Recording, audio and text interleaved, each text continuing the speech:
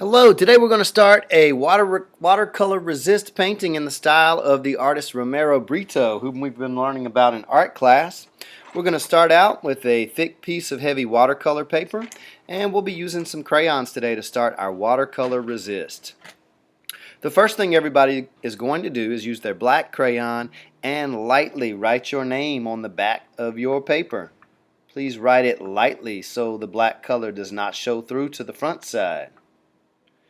After you write your name, go ahead and turn your paper over. If you wrote it lightly, you will not see it coming through. And we're going to look at the piece of the heart sunrise we've been studying in art class. I'm going to start by doing a couple of large curves for my hills. Now, this should be a very thick, very dark line. This shows one hill. And then, on the other side, the other hill. Make those lines very dark and make sure they go all the way to the edge of your paper. If you get a little bit on the table, don't worry about that at all.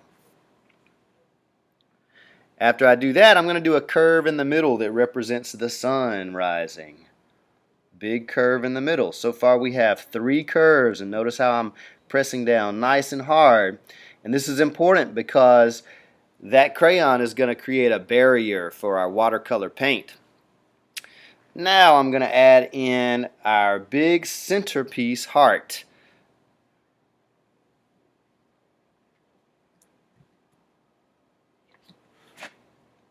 Trying to hold my paper so it stays nice and smooth. I'm going to go around that again and darken it up. Almost every line I draw, I'm drawing it 2 times and going back and making it extremely dark and thick.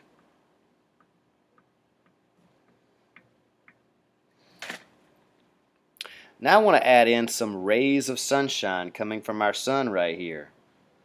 Some can go through my heart, some might go behind my heart. I'm pressing down very hard as I do it.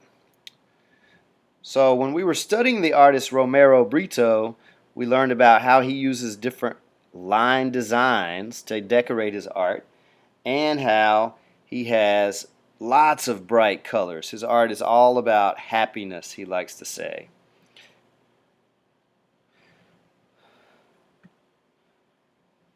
You don't have to have as many lines as I do, but I have an idea for each one of these sections on my art. Now that I've done that, I want to come back and add a few smaller hearts around.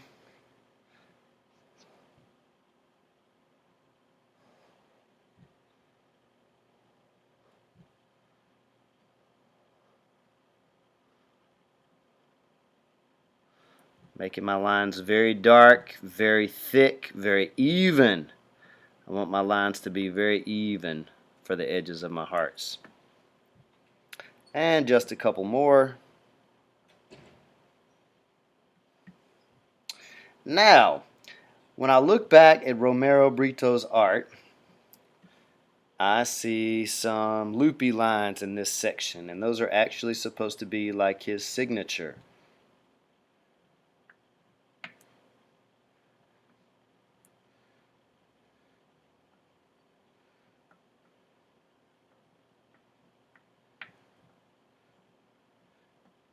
So I'm adding in some loopy lines there. And that's really the only section that he leaves white. Now I know normally the last thing we do is sign our name. I'm going to go ahead and sign my name because I'm almost done with the black crayon. So I'm going to sign my name with the black crayon in the bottom right where artists write their name. Now I want to come back and do some of these line designs. Like I see, oh, this section right here has these orange lines, orange diagonals. So I'm going to take my orange crayon and just do the diagonals. I'm going to come back later and use paint to add to this. Make sure your orange doesn't touch in the black or you'll get some black streaks in it, kind of like I just did. And I'll just space those out.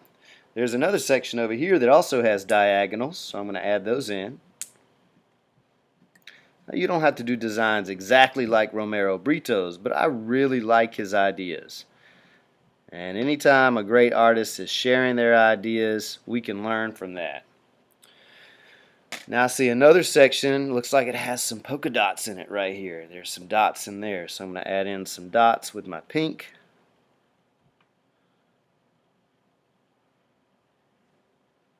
I know he used blue and purple, but he did a lot of pastel colors, which are light colors that have some white mixed in, and that's why the crayons I've chosen today are some pastel colors.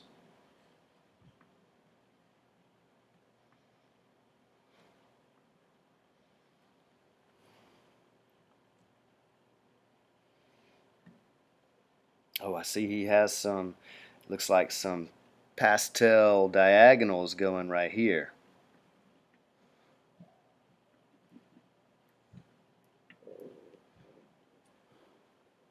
Oh, yeah, some of these great bumpy line flowers. I'm going to get my black crayon again and add in a couple of these bumpy line flowers up here.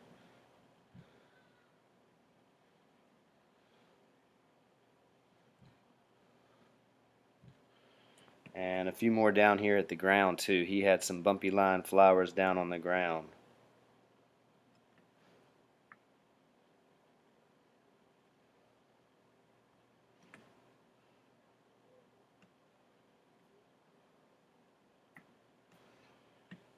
And he's got some, looks like some dashes in here.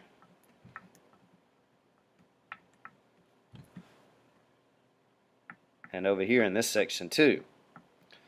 Alright, now that I'm done with my crayons, I can start getting ready to paint. So let's talk about some of the materials that we will need when it's time for us to paint.